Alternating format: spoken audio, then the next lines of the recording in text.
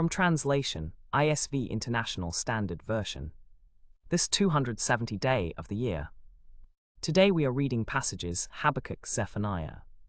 Habakkuk chapter 1, verses 1 to 17. The revelation that was revealed to Habakkuk the prophet. O Lord, how long shall I cry out for help, and you will not hear? I cry out to you violence, but you do not rescue. Why do you show me iniquity and cause me to see trouble? Destruction and violence are right in front of me. There is strife and conflict continually. Therefore the law is powerless and justice never goes forth. For the wicked surround the righteous, therefore justice goes forth perverted. Look among the nations, observe, be astonished. Open your mouth wide, because something is being done in your days that you won't believe, even if you are told. For look, I am raising up the Chaldeans, that bitter and hasty nation, who march through the breadth of the earth, to seize dwelling places that are not their own.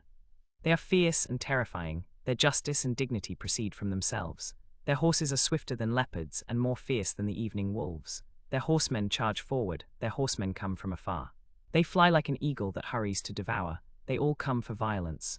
The horde of their faces is set toward the east. They gather prisoners like sand. They scoff at kings, and princes are a joke to them. They laugh at every fortified city, because they build earthworks and capture it. Then they sweep by like the wind and pass on.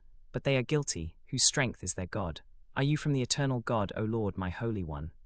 Then we will not die. O Lord, you have appointed them to execute judgment, and O Rock, you have established them to correct. Your eyes are too pure to see evil, and you can't look at iniquity. Why do you look at those who deal treacherously, and remain silent when the wicked destroys a man more righteous than he? You make men like the fish of the sea, like insects that have no ruler. The wicked draw them up with a hook, and catch them in their net. They gather them together in their dragnet, therefore they rejoice and are glad. Therefore they sacrifice to their net, and burn incense to their dragnet, because by them their share is fat, and their food is plentiful. Shall they therefore empty their net, and not spare to continually slay nations without mercy? Habakkuk chapter 2, verses 1 to 20. I will stand on my watch, and set myself on the ramparts. I will watch and see what he will say to me, and what I will answer concerning my complaint. The Lord answered me and said, Write the vision, and make it plain on tablets, that he may run who reads it. For the vision is yet to be fulfilled at the appointed time, and it hurries toward the end and won't fail. Though it tarries, wait for it, because it will surely come. It won't delay. Behold, his soul is puffed up. It is not upright within him, but the righteous will live by his faith. Yes, as for the proud one, his soul is not upright in him, but the righteous will live by his faith. Won't these all take up a parable against him, and a taunting proverb to say, Woe to him who increases what is not his, and who loads himself with debt? Won't your creditors suddenly arise, and those who make you tremble wake up? Then you will be their victim. Because you have plundered many nations, all who remain will plunder you. For you have shed human blood and committed violence to the land, the city, and all who dwell in it. Woe to him who builds his house by robbery, and his upper rooms by unrighteousness, who builds it by the labor of others, and at their expense. You have planned shame for your house and cut off many peoples, and so you sin against your own soul. The stones of the wall will cry out, and the beams of the woodwork will answer. Woe to him who builds a town by blood, and establishes a city by iniquity. Behold, isn't it from the Lord of armies that the people's labor is for the fire, and the nations weary themselves for nothing? For the earth will be filled with the knowledge of the Lord's glory, as the waters cover the sea. Woe to him who gives his neighbor wine, who pours it out, and makes him drunk, so as to look at their nakedness. You are filled with shame and not glory. Drink and be uncircumcised. The cup of the Lord's right hand will come around to you, and shame will come on your glory. For the violence done to Lebanon will overwhelm you, and the devastation of the wild animals will stun you because of their human blood, and violence to the land, the city, and all who dwell in it. What profit is there in an idol if its maker has shaped it, a molten image and a teacher of lies? For its maker trusts in his own work when he makes dumb idols. Woe to him who says to the wood, Awaken, or to the mute stone, Arise, can it teach? Behold, it is overlaid with gold and silver, and there is no breath at all within it, but the Lord is in his holy temple. Let all the earth be silent before him. Habakkuk chapter 3, verses 1 to 20. A prayer of Habakkuk the prophet, set to violins. Lord, I have heard of your fame. I stand in awe of your deeds, O Lord. Renew them in our era.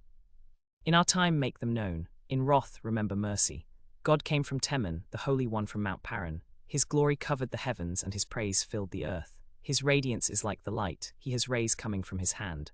There is a hiding of his power. Before him went pestilence, and plague followed at his feet. He stood and shook the earth. He looked and made the nations tremble.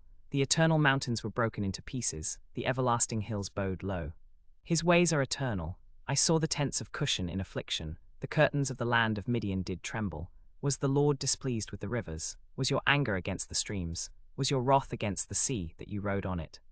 You ride on your horses, you have chariots of salvation. You uncovered your bow and loaded your quivers with arrows. You cleaved the earth with rivers. The mountains saw you, and they trembled. The downpour of waters flowed by. The deep roared and lifted its hands on high. The sun and moon stood still in the sky, at the light of your arrows that flew, at the brightness of the lightning of your spear. You marched through the land in indignation. You threshed the nations in anger. You went out for the salvation of your people, for the salvation of your anointed. You crushed the head of the evil one, and laid him open from neck to thighs. You pierced the head of his warriors with his own arrows. They came like a whirlwind to scatter us. Their rejoicing was like a jolly devouring of the poor in secret. You rode on your horses through the sea, through the heaps of great waters. When I heard, my body trembled. My lips quivered at the sound. Rottenness entered into my bones, and I trembled in my place, because I must wait quietly for the day of trouble, when the invader comes up against the people. For though the fig tree doesn't flourish, and there is no fruit on the vines, though the olive tree doesn't produce, and the fields don't produce food, though the flock is cut off from the fold, and there is no herd in the stalls, yet I will rejoice in the Lord, I will take joy in the God of my salvation. The Lord God is my strength. He will make my feet like deer's feet, and will make me walk on high places. For the Lord's choir director, on my stringed instruments,